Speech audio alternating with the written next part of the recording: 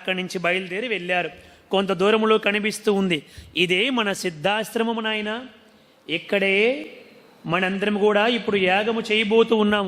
అక్కడ యాగము చేస్తూ ఉంటేనే ఈ రాక్షసులందరూ కూడా అనేక విధాలుగా అవరోధాన్ని కలిగిస్తూ ఉన్నారు.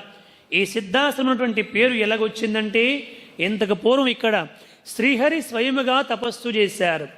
ఇంకా ఎంతోమంది కశ్యపాది మహానుభావులు ఎందరూ కూడా తపస్సు చేశారు.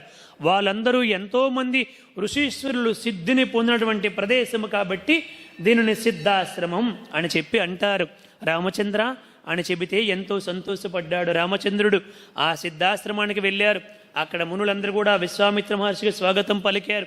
వాళ్ళందరూ కూడా అనేక విధాలుగా శాస్త్ర సమ్మతమైనటువంటి చర్చలన్నీ కూడా మాట్లాడుకున్న తర్వాత, రేపు ఉదయం నుంచి నేను యాగములో కూర్చుంటాను, ఇంకా నేను కూర్చున్న తర్వాత మాటలాడను.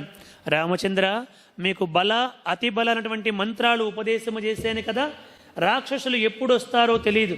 ఎప్పుడొచ్చినా వారు భయంకరమైనటువంటి శబ్దాలు చేస్తారు. దాన్ని బట్టి నువ్వు గ్రహించుకుని బహు జాగరూకుడవై యాగాన్ని కాపాడాలి. కాపాడితే అప్పుడు యాగం పరిపూర్ణమవుతుంది అని రామచంద్రమూర్తికి చెప్పాల్సింది చెప్పారు.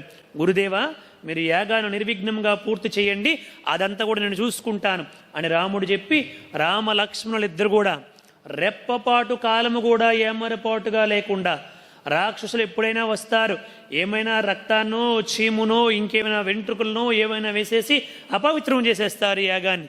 కాబట్టి చేయకుండా బహు జాగరూకులై ఉన్నారన్నమాట రామలక్ష్మణులిద్దరు కూడా. ఆ బల అతి బల మంత్రాలు ఉన్నాయి కదా, కాబట్టి స్వేచ్ఛగా ధైర్యముగా బహు జాగరూకతతో కాపలా కాస్తూ ఉన్నారు. మొదటి రోజు యాగం అయిపోయింది, ఎటువంటి అవాంతరం కలగలేదు. 2వ రోజు, 3వ రోజు, 4వ రోజు, 5వ రోజు అయ్యిందండి. అయ్యేసరికి 6వ రోజు నాడు ఆ యాగము పరిసమాప్తి అయిపోతుంది అన్నటువంటి సమయానికి ఒక భయంకరమైనటువంటి చిమ్మ చీకట్లో అలుముకున్నాయి. అప్పుడు రాముడికి అర్థమైంది, అవి మేఘాలు కాదు, వస్తున్నటువంటి వాళ్ళు రాక్షసులే అని చెప్పి రామచంద్రమూర్తి లక్ష్మణస్వామిని హెచ్చరించారు, జాగ్రత్తగా ఉండు అని చెప్పారు. ఇద్దరు కూడా ధనుర్ధారులై కావలా కాస్తూ ఉన్నారు.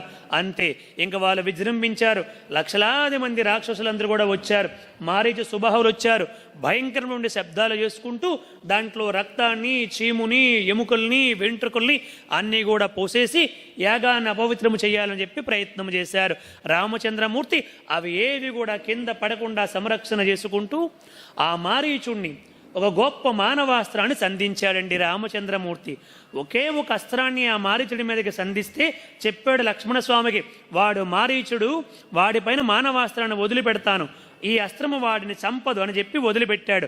ఆ అస్త్రము వదిలిపెడితే అదేమి చేసిందంటే మారీచుడిని గిర గిర గిర గిర గిరమని తిప్పి 100 యోజనముల సముద్రానికి అవతల తీసుకెళ్ళి ఆ లంకానగర తీర ప్రాంతములో పడేసిందండి. అది రాముడు దెబ్బంటే. చూడండి, 100 యోజనముల అవతల పడ్డాడన్నమాట మారీచుడు.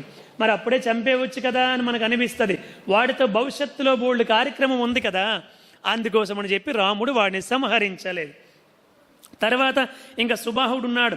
ఈ సుబాహుడిని సంహరించేశాడు.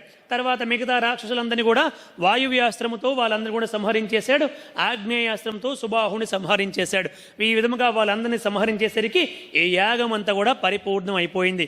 అప్పుడు విశ్వామిత్ర మహర్షి ఎంతో ఆనందపడ్డాడు. నాయన, ఇది సిద్ధాశ్రమం అటువంటి పేరుని సార్థకము చేసేవ రామచంద్ర, నీ వల్ల ఈ యాగము పరిసమాప్తం అయ్యిందని చెప్పి ఎంతో ప్రేమారా అతనికి అనేక విధాలుగా ఆశీస్సుల్ని అందించాడు విశ్వామిత్ర మహర్షి.